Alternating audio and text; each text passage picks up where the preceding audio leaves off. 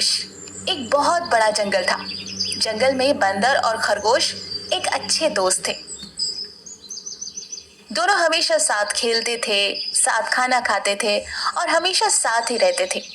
एक दिन बंदर ने खरगोश से कहा, दोस्त, चलो आज हम नया खेल खेलते हैं। कौन सा खेल? आज हम आंख में चोरी खेलेंगे। हाँ ठीक है, चलो खेलते हैं। खरगोश और बंदर दोनों ये नया खेल खेलने लगे। तभी जंगल में एक शिकारी आया, जानवर को पकड़ने वाला। उसे देखकर सारे बड़े जानवर इधर उधर भागने लगे। बंदर और खरगोश ने जब जानवरों को भागते हुए देखा तो वो डर गए।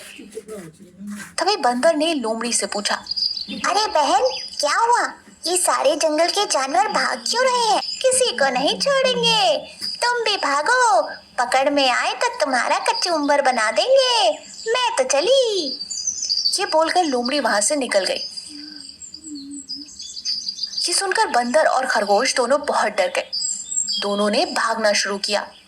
भागते भागते सुबह से शाम हो गई और दोनों जंगल से बहुत दूर आ गए।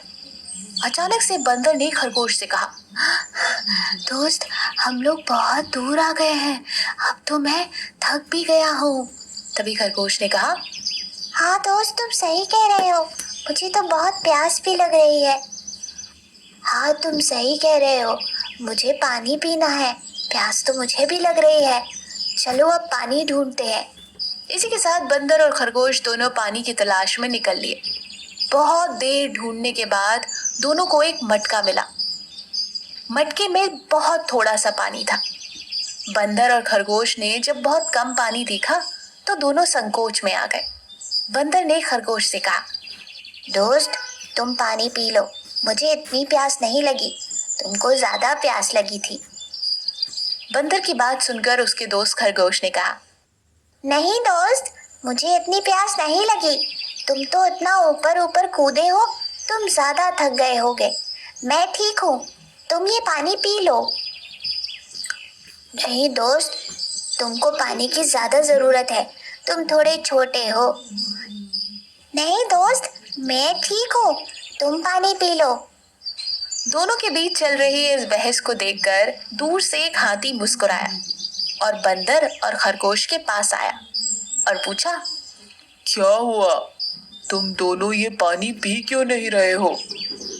तभी बंदर ने कहा, हाथी भाई, मेरे दोस्त खरगोश को ज्यादा प्यास लग रही है। वो पानी पीना उसके लिए ज्यादा जरूरी है, तो मैं यही कह रहा हूँ कि वो ये पानी पी ले। बंदर की बात सुनकर खरगोश ने कहा, हाथी भाई, मेरा दोस्त बंदर झूठ बोल रहा है। उसको ज्यादा पानी पीना है, वो ज्यादा प्यासा है। इसलिए मैं उससे कह रहा हूँ कि ये पानी वो पी ले। दोनों की दोस्ती को देखकर हाथी मुस्कुराया और बोला, तुम दोनों की दोस्ती एक मिसाल बनेगी। एक काम करो, तुम दोनों इस पानी को आधा आधा बांट लो और दोनों ही पानी को पी लो।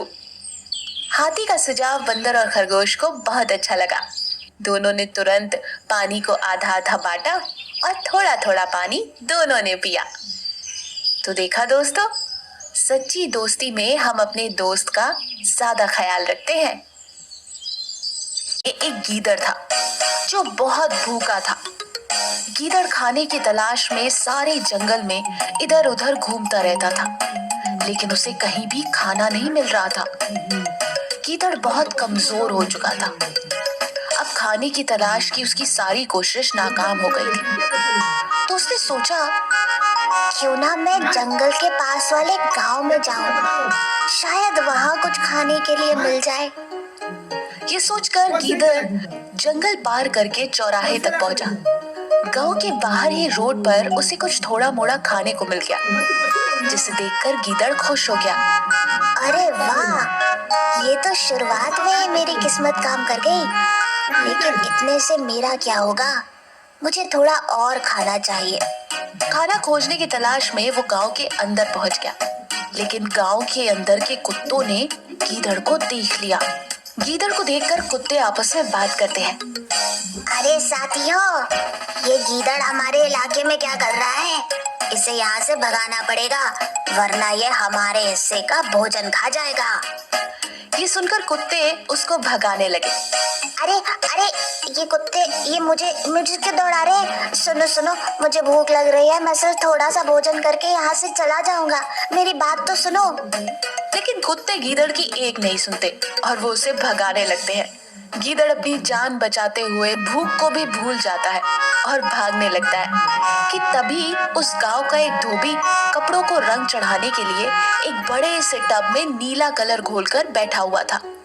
तभी बेचारा गीदड़ हड़बड़ाता हुआ अपनी जान बचाने के लिए तेजी से उस गहरे नीले पानी में गिर जाता है। कुत्ते उसे ढूंढते ढूंढते आते हैं, लेकिन